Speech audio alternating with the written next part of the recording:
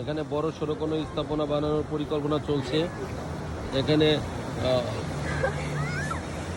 সারাপা এই স্থাপনার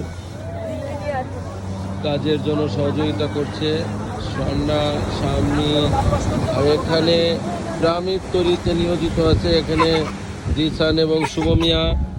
এখানে ফারদিন মিয়াও ব্যস্ত আছে তার কাকির সাথে।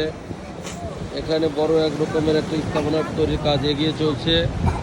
বালু ভাস্কর্য, বালু দিয়ে এই ভাস্কর্য তৈরিতে অনেক, এটা হচ্ছে মিশরের পিরামিড।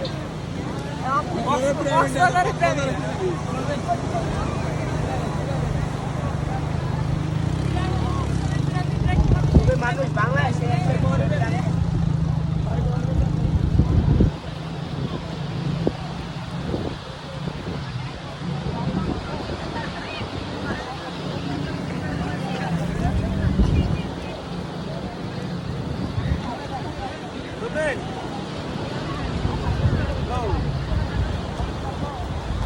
খাবেন দিয়ে সালাদ দিয়ে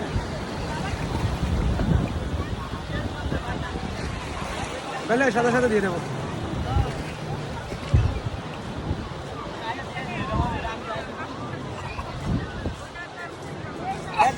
আমি বলবো অন্ধার নেই